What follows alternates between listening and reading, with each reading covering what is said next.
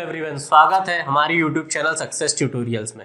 मैं कपिल चौधरी आज से जनरल साइंस से रिलेटेड जो भी सब्जेक्ट्स हैं या जो भी टॉपिक्स हैं उन सब के साथ डील करूंगा।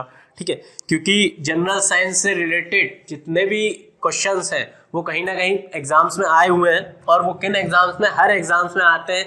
जनरल साइंस के अंदर क्या क्या आ जाता है? बायोलॉजी, फिजिक्स, केमिस्ट्री, ये तीनों सब्जेक्ट आ जाते हैं। और दो चार क्वेश्चन या किसी एग्जाम्स में ज़्यादा क्वेश्चंस भी आ जाते हैं। वो सब क्वेश्चंस, इंपॉर्टेंट क्वेश्चन, उन सब से रिलेटेड जो भी कॉन्सेप्ट है वो हम समझेंगे इस वीडियोज़ में और इस सीरीज़ में। ठीक है, तो हमें जैसे क्या है, जनरल साइंस से रिलेटेड क्या, आरआरबी में कई एग्जाम्स होते हैं। जैसे कि अभी एनटीपीसी चल रहा है, तो एनटीपीसी में जितने एग्जाम्स में क्वेश्चंस आए हुए हैं उन सब क्वेश्चंस को हम पढ़ेंगे और उन सब क्वेश्चंस से रिलेटेड जो भी कॉन्सेप्ट है उसको बहुत अच्छे से समझेंगे। आरआरबी में असिस्टेंट लोको पायलट का एग्जाम भी होता है, ठीक है, जूनियर इंजीनियर भी होता है, ठीक। तो रेलवे कई सारे एग्जाम कंडक्ट करवाता है, उन सब में बायोलॉजी, फिजिक्स, केमिस्ट्री, इन सब से रिलेटेड क्वेश्चंस आते हैं, तो हमें उन सबको समझना जरूरी है। ठीक है, एसएससी में एमटीएस, ठीक है, सीएचएसएल, सीजीएल, हर एग्जाम्स में जीएस आता है। ठीक है, इवन अदर स्टेट एग्जाम्स में भी, चाहे वो पीएससी हो या पीसीएस हो, इन एग्जाम्स में भी बायोलॉजी, फिजिक्स, केमिस्ट्री के क्वेश्चंस आते हैं और अच्छी क्वांटिटी में क्वेश्चन आते हैं, 5 भी 10 भी। तो हमें ये पढ़ना बहुत इंपॉर्टेंट हो जाता है। ठीक है, आज मैं शुरुआत करूंगा बायोलॉजी से। ठीक है, और इसके बाद हम लोग आगे क्या पढ़ेंगे? फिजिक्स, केमिस्ट्री, बीच बीच में मैं एक दो टॉपिक बीच बीच में समझाते जाऊंगा और हम फुल कॉन्सेप्ट के साथ पढ़ेंगे। तो कॉपी उठा लीजिए, पेन उठा लीजिए और नोट्स बनाना स्टार्ट कर दीजिए, क्योंकि जब तक आप नोट्स नहीं बनाएंगे तब तक आप लोगों को समझ में नहीं आएंगे चीज़ें। ठीक है, नोट्स बनाने से क्या होता है, हमारे माइंड में रिपीटेशन का प्रोसेस चलता है और उससे हमें रिवीजन बाद में करने में आसानी होती है। ठीक है, तो इसीलिए नोट्स बनाना बहुत ही इंपॉर्टेंट है। Now come to the point. अब हम बायोलॉजी की बात करेंगे। तो बायोलॉजी क्या है? The study of life. Biology is just called the study of life. बहुत ही सिंपल भाषा में है ये, कि जितने भी लिविंग ऑर्गेनिज्म हैं उन सब की स्टडी, उन सब का अध्ययन करने को हम बायोलॉजी बोलते हैं। और we can say that about the definition of book that biology is the branch of science in which we have studied about living organism. ठीक है, तो लिविंग ऑर्गेनिज्म के बारे में है ना, it is the study of, किसकी बात हो रही है? हम जीते जागते इंसान की। द स्टडी ऑफ लाइफ, ठीक, स्टडी ऑफ लाइफ। ये जीवन जो है इस धरती पर, है ना, जीवन कहाँ है? सिर्फ पृथ्वी पर ही है, और तो किसी दूसरे ग्रह में है नहीं। अगर हो तो हम तो पहुंच भी नहीं सकते और हमें पता भी नहीं है। खैर छोड़िए, तो लाइफ के बारे में ये है। बायोलॉजी का जो टर्म है, ठीक है, ये जो बायोलॉजी है, भाई नाम कोई ना कोई तो देता है। अपने अपने पेरेंट्स ने अपने अपने बच्चों को नाम दिया है, तो खैर मुझे भी मेरे पापा मम्मी ने ही दिया है। अब किसी और को किसी दूसरे ने दे दिया हो तो वो नहीं कह सकते, बट बायोलॉजी का जो नाम है वो किसने दिया है? लेमार्क। ठीक है, एक लेमार्क नाम के व्यक्ति थे जो कहाँ के थे? फ्रांस के थे। ठीक है, लेमार्क और ट्रिवेरेनियस। ठीक है, ये मैं नाम लिख देता हूँ, ये बहुत ही इंपॉर्टेंट है। ठीक है, लेमार्क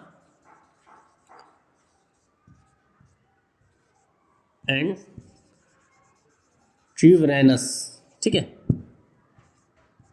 ट्रेवरेनस। ठीक है, इसकी स्पेलिंग जरा आप लोग बुक में देख लीजिएगा। ठीक, लेमार्क एंड ट्रेवरेनस इन 1801। तो यहाँ आप लोग देख चुके हैं कि भाई एक तो स्टडी ऑफ लाइफ, एक क्वेश्चन आपका यही बन गया कि जीवन का अध्ययन को ही हम बायोलॉजी कहते हैं। ये एक साइंस की ब्रांच है। ठीक है, साइंस में सब चीजें आती हैं, फिजिक्स भी, केमिस्ट्री भी, तो बायोलॉजी के बारे में बात कर रहे हैं।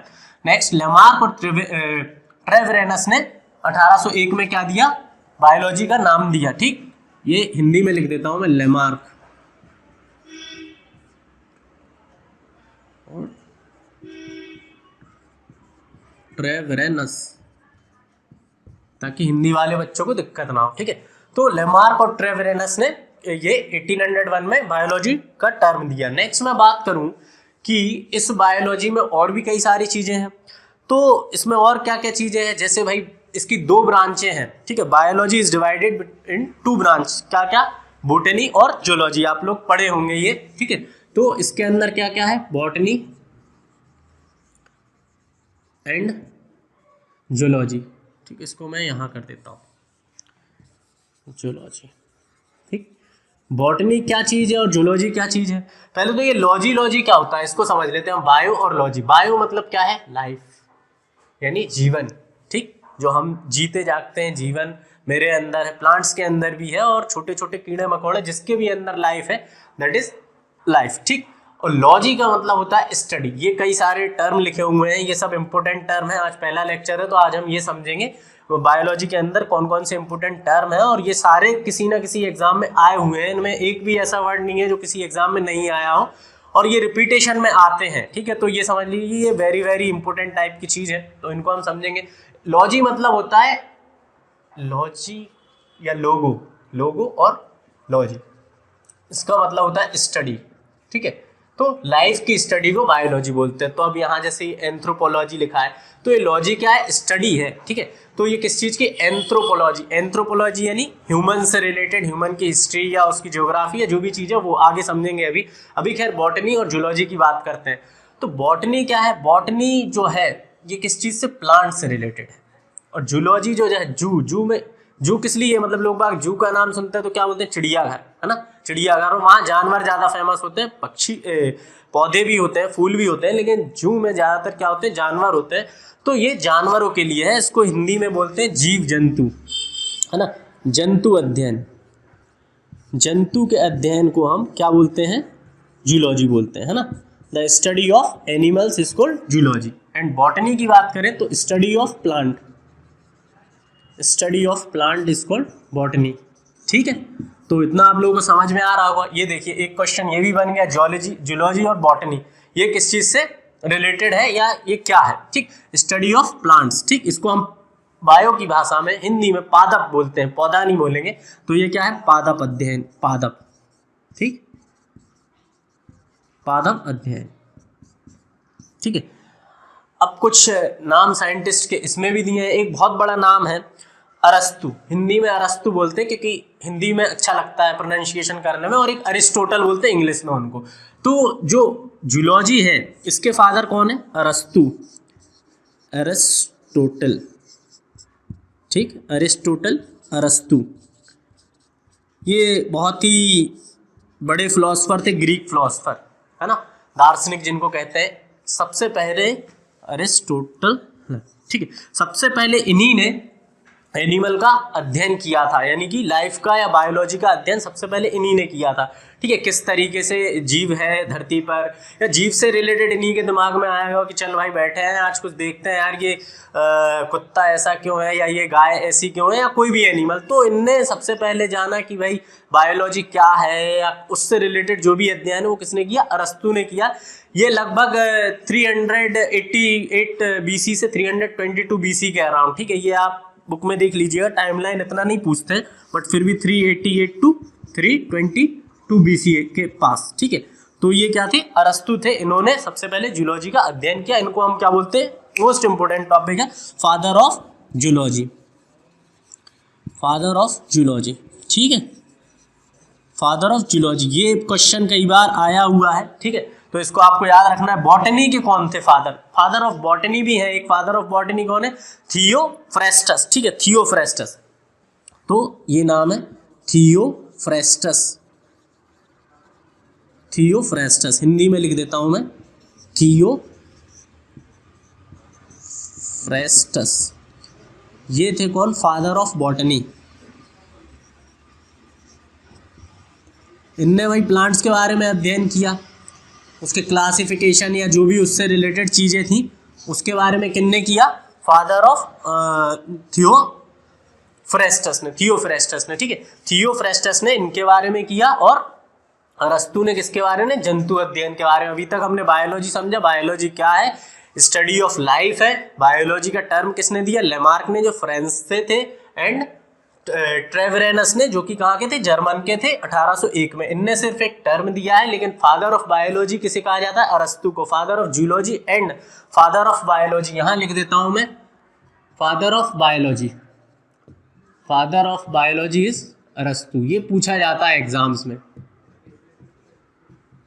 एरिस्टोटल। ठीक है, तो ये 4-5 क्वेश्चन मैं आप लोगों को बता चुका हूँ। ये क्वेश्चन कई बार एग्जाम्स में आए हुए हैं, तो इनको आप जितनी बार हो सके उतनी बार रिवाइज कीजिए, कॉपी में लिखिए।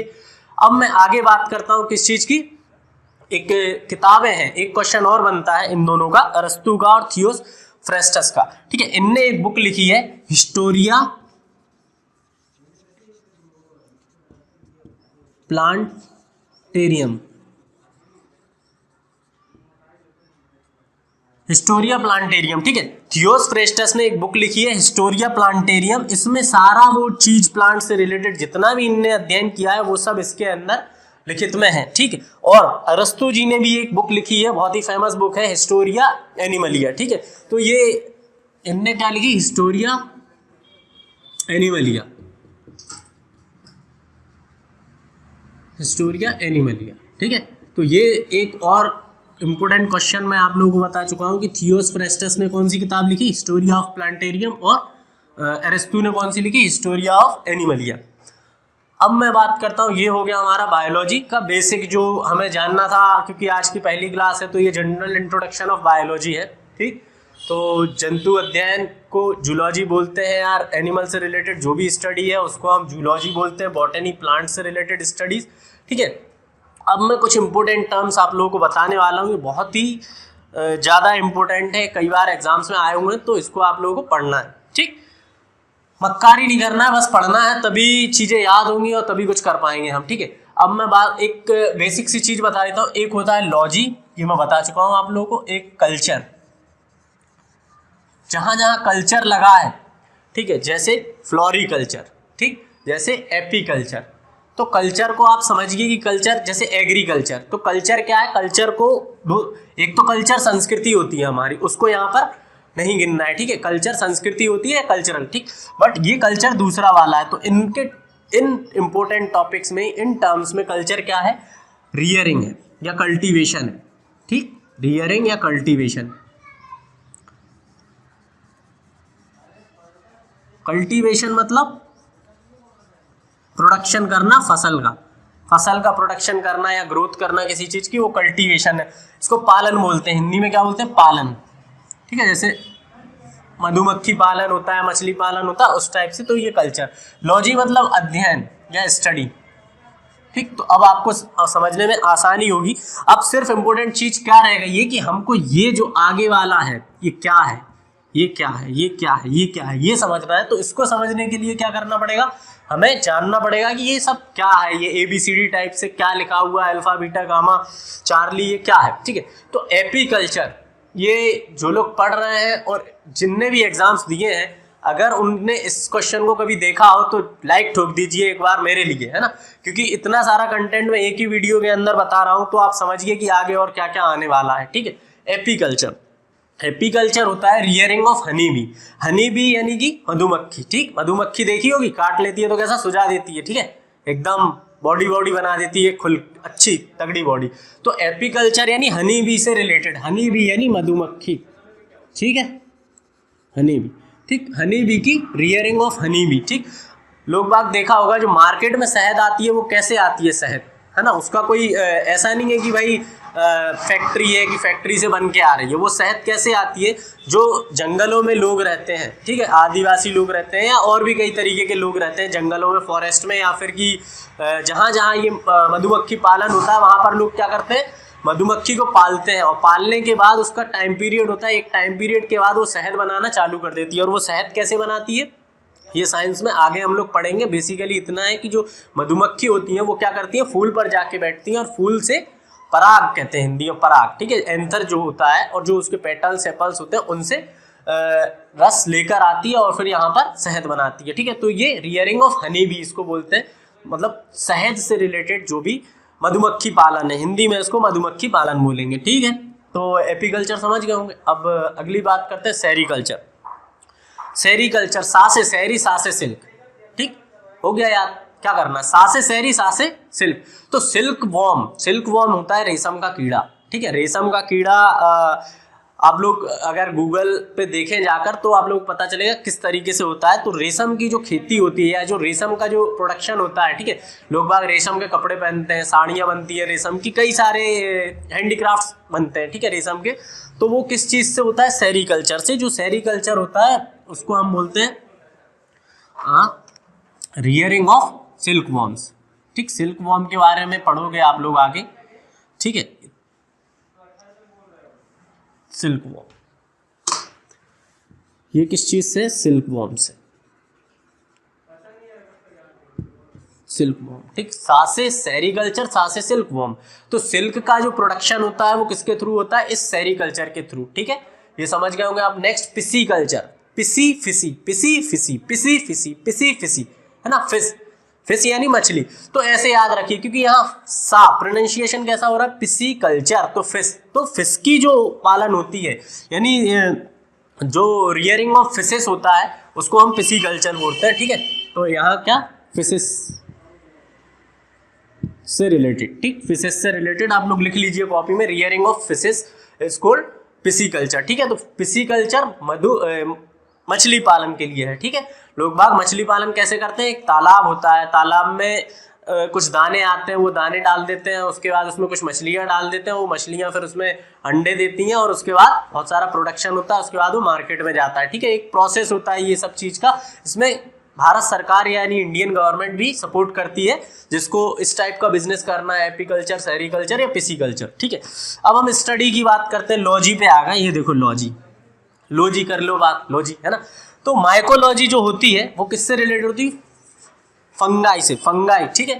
फंगाई की स्टडी को ये आप लोग साइंस में पढ़ेंगे, आप लोगों ने स्कूल में भी पढ़ा होगा कि फंगाई क्या होता है, ठीक है। इस फंगाई से रिलेटेड जो भी स्टडी है वो उसको हम क्या बोलते हैं? Mycology. The study of fungi is called mycology. ये सब आप लोगों को याद करना है, ठीक है। Apiculture honey bee, sericulture silk worm, pisciculture fishes, ठीक है, इन सब का, ठीक है। माइकोलॉजी फंगाई के लिए, और फाइकोलॉजी एल्गी, एल्गी, ठीक है, जिसको हम हिंदी में क्या बोलते हैं? शैवाल, ठीक है। एल्गी को क्या बोलते हैं? शैवाल, ठीक। तो जो एल्गी है वो शैवाल के अध्ययन को हम क्या बोलते हैं? फाइकोलॉजी बोलते हैं, ठीक है। तो समझ में आ रहा होगा आप लोगों को, बार बार रिपीटेशन करेंगे, बोलेंगे तो आप लोगों को याद बहुत अच्छे से होगा, ठीक है। तो phycology is the study of algae and anthology, antho, कुछ चीजें हमें आगे के नाम से ही समझ में आ जाएंगी। एंथर पढ़ा है ना आपने? एक एंथर होता है फूल के अंदर, जो फूल होता है ना, मान लो मैं इस तरीके का फूल बना दूं एक, ठीक है, एक फूल है, फूल के अंदर ये ऐसा ऐसा ऐसा ऐसा वो बीज होते हैं जो उसके, ठीक है। एंथर के ऊपर एक ऐसा करके बना होता है ऐसा, और यहाँ पर इस टाइप से ये जो बीज होता है इसी को एंथर बोलते हैं। तो study of anther is called anthology, ठीक, एंथर, ठीक है। Study of anther is called anthrology, और ये कहाँ होता है? फ्लावर्स में होता है, ठीक ना। पोमोलॉजी, पोमोलॉजी, पोमोलॉजी, पोमोलॉजी किससे रिलेटेड है? Fruits, study of fruits, fruit या फ्रूट प्लांट, ठीक है। The study of fruit and the fruit plant is called pomology, ठीक है। तो ये क्या हो गया? फ्रूट से रिलेटेड जो भी स्टडी है या फ्रूट प्लांट से रिलेटेड जो भी अध्ययन हम करते हैं वो किसके अंदर आ जाता है? पोमोलॉजी के अंदर। ऑर्निथोलॉजी, ये क्वेश्चन इतनी बार एग्जाम्स में आया है कि भाई आदमियों को वैसे ही रट गया है इस क्वेश्चन को, फिर भी हमें समझना जरूरी है। ऑर्निथोलॉजी किससे रिलेटेड है? Birds, the study of birds, ठीक। ये बर्ड्स लिख रहा हूँ, उसको आप समझिए, ठीक है। ये सब अध्ययन है, ठीक, बर्ड्स से, क्योंकि भाई कोई भी चीज इतना आसान नहीं है, सब चीजें बहुत ब्रॉड है बायोलॉजी में, ठीक है। बायोलॉजी में हर एक पर्टिकुलर चीज के लिए स्टडी की गई है, ठीक है। तो एक एनाटॉमी और मॉर्फोलॉजी करके टर्म है, ये लिखा हुआ है, ये मैं अभी समझाऊंगा आपको ये क्या है। तो हर चीज की स्टडी करने के लिए साइंटिस्ट लगे हुए हैं कि कैसे क्या है, तभी जाके तो पता चलेगा कि भाई किसी को बीमारी हो गई तो उसको क्या इलाज कैसे किया जाए, या फिर कि भाई किस तरीके से सिस्टम चल रहा है, तो सब स्टडी करने से पता चलता है। जो डाटा है वो हमें स्टडी करने से मिलता है। ऑर्निथोलॉजी क्या हो गया? Study of birds. अब एंटोमोलॉजी की बात करते हैं। तो एंटोमोलॉजी क्या है? एंट क्या होता है? ENT एंट, एक और एंट होता है ANT, चिंटी, ठीक है। चिंटी क्या होती है? इंसेक्ट्स होती है। तो इंसेक्ट इस तरीके से याद रखेंगे, एंटोलॉजी एंट, ANT एंट, ठीक है। एंट यानी चिंटी, चिंटी क्या है? कीड़ा। तो कीड़ों के अध्ययन को हम क्या बोलते हैं? एंटोलॉजी या फिर insect, study of insect is called entology, ठीक है। Study of insects is called entomology, ठीक है। कीड़ों के अध्ययन को हम एंटोमोलॉजी कहते हैं। एपीकल्चर हनीबी की मधुमक्खी के पालन के लिए, rearing of honeybee, sericulture silkworm, pisciculture fish, mycology fungi, phycology algae, anthology anther, और pomology fruits and fruit plants, and ornithology birds, entomology insects, ठीक है। Next anthropology. एंथ्रोपोलॉजी क्या है? ठीक है, एंथ्रोपोलॉजी क्या है? ये होती है किस चीज़ से रिलेटेड? जो हम ह्यूमंस हैं, है ना, हिस्ट्री, जो भी हमारी हिस्ट्री है ह्यूमंस की, कैसे हम होमोसेपियंस से लेकर आज ह्यूमन बीइंग बने, ठीक है, वो सबसे रिलेटेड, या ह्यूमन पे जो भी स्टडी की गई है, ह्यूमंस पे जो भी अध्ययन किया गया है, जोलॉजिकली, ज्योग्राफिकली, जितना भी अध्ययन किया है वो एंथ्रोपोलॉजी कहलाता है, ठीक है। साइटोलॉजी, सी से साइटो, सी से सेल, यानी कोशिका का अध्ययन, ठीक है, कोशिका जो हमारी ह्यूमन बॉडी के अंदर या लिविंग ऑर्गेनिज्म के अंदर होती है, जिसको हम बोलते हैं फंडामेंटल यूनिट ऑफ लाइफ, ठीक है, तो दैट इज सेल। तो study of cell is called cytology, ठीक, सा से सेल, सा से साइटोलॉजी, इजी है, बहुत इजी है, आसानी से याद कर सकते हैं। हॉर्टिकल्चर, ये भी कई बार आया हुआ है हॉर्टिकल्चर। हॉर्टिकल्चर क्या होता है? Mixed study of vegetables and fruits, ठीक है, study of vegetables and fruits, जो भी कमर्शियल यूज़ के लिए हम करते हैं, जैसे कमर्शियल यूज़ के लिए किस तरीके से, व्यापार के लिए, व्यापार के लिए मैं क्या कर रहा हूँ, फल उगा रहा हूँ, या फिर कि मैं क्या उगा रहा हूँ, सब्जियां उगा रहा हूँ, तो उन सब के अध्ययन को हम हॉर्टिकल्चर बोलते हैं, ठीक है, इतना समझ में आ रहा होगा। न्यूरोलॉजी, न्यूरॉन्स, न्यूरॉन्स कहाँ पाए जाते हैं? न्यूरोलॉजी जो है, न्यूरॉन्स कहाँ पाए जाते हैं? ब्रेन के अंदर। ब्रेन के अंदर मिलियंस ट्रिलियंस ऑफ न्यूरॉन्स हमारे अंदर है, तभी तो हमें भाई हर चीज़ का पता चल रहा है। मान लो मैं यहाँ पढ़ा रहा हूँ और मेरे पास हवा का भी एहसास हो रहा है कि हवा चल रही है, या फिर कुछ और हो रहा है, तो ये सब कैसे हो रहा है? हमारे अंदर इतने सारे न्यूरॉन्स हैं और नर्व्स हैं, वो सब क्या करते हैं? मैसेज, सिग्नल ट्रांसमिशन करने का काम करते हैं। तो ये जो न्यूरोलॉजी है, स्टडी ऑफ न्यूरॉन्स है, ठीक है, जो न्यूरॉन्स हैं उनके अध्ययन को हम क्या बोलते हैं? न्यूरोलॉजी बोलते हैं। मॉर्फोलॉजी, मॉर्फोलॉजी और एनाटॉमी, ये दोनों चीज़ें बहुत ही इंपॉर्टेंट है। मॉर्फोलॉजी क्या होती है?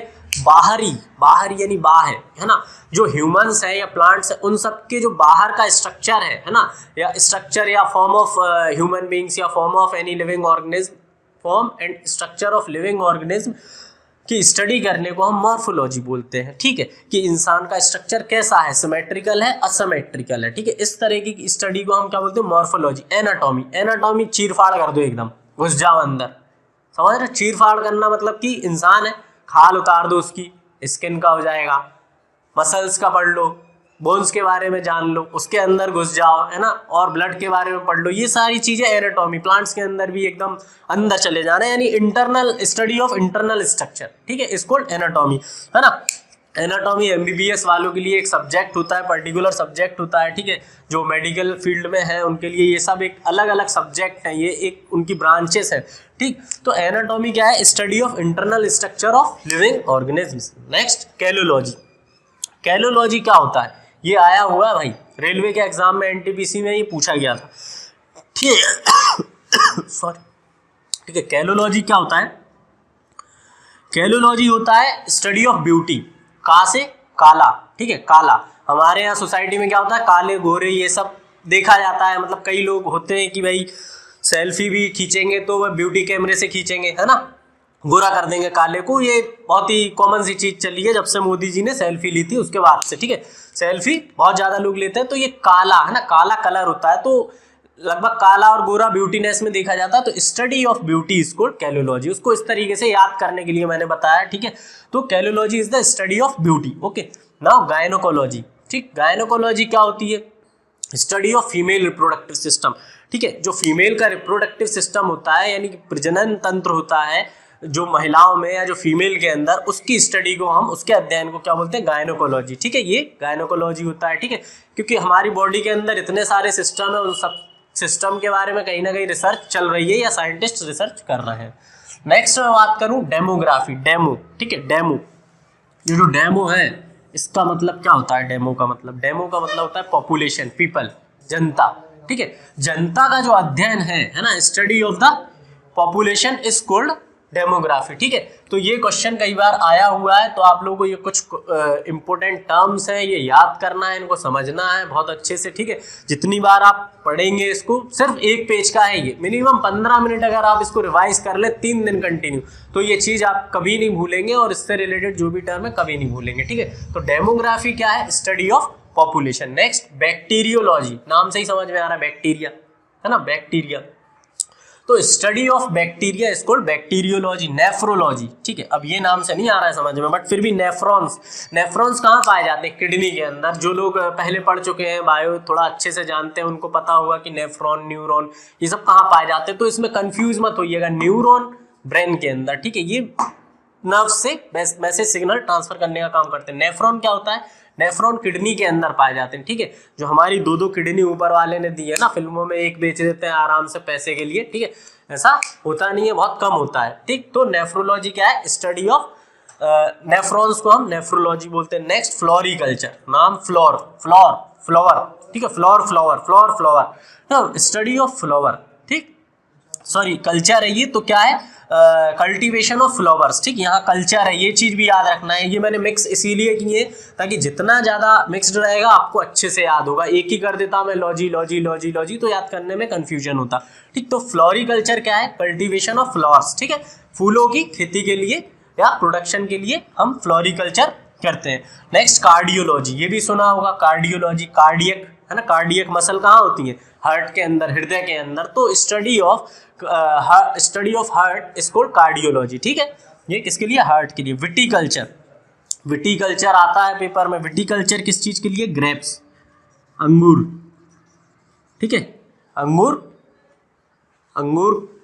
खट्टे नहीं होना चाहिए, ठीक है। लोग बाग क्या बोलते हैं, अगर कोई चीज नहीं कर पाते तो एक मुहावरा है कि अंगूर खट्टे हैं, है ना। अगर भाई मेरे से पेपर नहीं निकल रहा है तो मैं दुनिया भर के बहाने बनाऊंगा, ये वो मतलब बहुत सारे बहाने बनाते हैं लोग बाग, तो उसका मतलब होता है अंगूर खट्टे होना। जबकि हमें क्या करना है? हमें लगातार प्रयास करते रहना है ना, कंटिन्यू प्रैक्टिस करते रहना है, तो कोई भी चीज कठिन नहीं है, ठीक। तो हमें अंगूर खट्टे नहीं मीठे खाना है, ठीक। तो study cultivation of grapes is called viticulture, ठीक। डर्मेटोलॉजी, एक और डर्मेटोलॉजी, डर्म, ठीक। डर्म, कई सारी क्रीमों के ऐड आते हैं, है ना, तो वो उसमें डर्म करके लिखा रहता है, कहीं कहीं पीछे डर्म लिखा रहता है, ठीक। तो ये डर्म का मतलब होता है स्किन, ठीक। स्किन के लिए हमारे यहाँ इंडिया में बहुत सारी इस तरह की ऐड है जो लोगों को नर्वसनेस फील कराती हैं या हीन भावना की वो पैदा करती है। कैसे? क्योंकि वो फेयर एंड लवली है।